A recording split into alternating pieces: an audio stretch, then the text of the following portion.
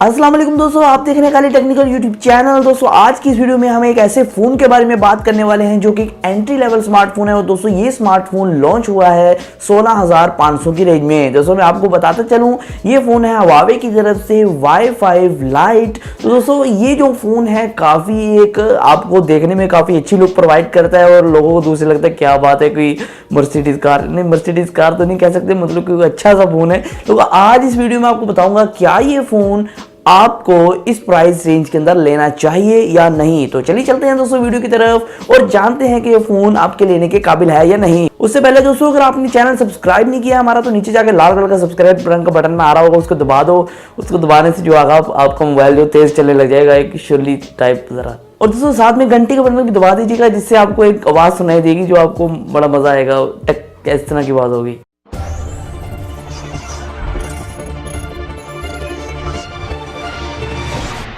दोस्तों पहले बात कर लेते हैं इसके डिजाइन के हवाले से। दोस्तों फ्रंट की तरफ आपको बहुत बड़े बड़े दो बेजल मिलते हैं, ऊपर की तरफ नीचे की तरफ। और यहाँ दोस्तों जो फ्रंट की तरफ आपको स्क्रीन दी गई है 5.5 इंचेस की, और ये एक 720p पैनल है। जी हाँ दोस्तों, लेकिन दोस्तों ठीक है आपको इतनी रेंज में 720p पैनल ही मिलने वाला था, लेकिन दोस्तों आपको यहाँ बेजल्स बहुत बड़े बड़े दिए गए। अगर बैक की तरफ की बात की जाए, यहाँ आपको प्लास्टिक दिया गया है और एक सिंगल कैमरा का सेटअप प्रोवाइड किया गया है। जी हाँ दोस्तों, आप सही सुन रहे हैं, इस फोन के अंदर कोई भी नॉच नहीं है, मतलब कि लेटेस्ट डिजाइन के ऊपर ये फोन नहीं बनाया गया है। ये वही पुराने डिजाइन के ऊपर बनाया गया है जिसके अंदर नोच आपको नहीं अवेलेबल करवाई जाती थी और आपके फोन्स के अंदर एक बहुत बड़े बेजल्स होते थे। दोस्तों यहाँ कुछ स्पेक्स जान लेते हैं। दोस्तों यहाँ आपको MediaTek का 6739 प्रोसेसर मिलता है और ये एक ऑक्टा कोर प्रोसेसर नहीं है, ये एक क्वाड कोर प्रोसेसर है। और यहाँ दोस्तों आपको मैंने जैसे बताया 5.5 इंच की आपको 720p स्क्रीन मिलती है और मेन कैमरा आपको मिलता है बैक कैमरा 8 मेगापिक्सल का, और जो फ्रंट कैमरा है वो आपको मिलता है 5 मेगापिक्सल का। दोस्तों इस फोन के अंदर आपको 3020 mAh की बैटरी मिल रही है जो आपको काफी अच्छी परफॉर्मेंस प्रोवाइड करेगी। लेकिन दोस्तों क्या ये फोन 16,500 की रेंज में 1 GB रैम और 16 GB इंटरनल स्टोरेज के साथ आपको खरीदना चाहिए या नहीं? तो जी हाँ, इस फोन के अंदर आपको 1 GB RAM 16 GB internal storage ही देखने को मिलती है। इंटरनल स्टोरेज को तो आप एक्सपैंड कर लेंगे मेमोरी कार्ड लगा के, लेकिन आप रैम को कैसे एक्सपैंड करेंगे? ये कौन सा लैपटॉप है उसके अंदर आप लगा के लगाएंगे 400 की DDR3? नहीं, इस तरह नहीं हो सकता।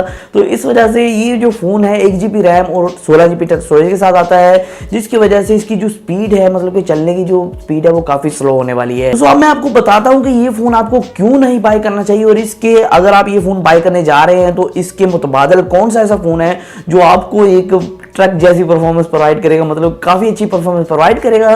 दोस्तों यहाँ ये फोन की पहली बात, इसके ऊपर सामने की तरफ बहुत बड़े बड़े बेजल्स हैं जो लेटेस्ट डिजाइन के ऊपर नहीं है। मतलब कि आप किसी को दिखाएंगे भी अगर ये लेटेस्ट फोन है तो वो मानेगा नहीं। पहली बात वो कहेगा पता नहीं 2000 कोई पता नहीं 2002 का फोन या 2005 का फोन ला दिया मुझे। तो यहाँ दोस्तों आपको डुअल कैमरा का सेटअप नहीं प्रोवाइड किया गया जो आजकल का ट्रेंड है।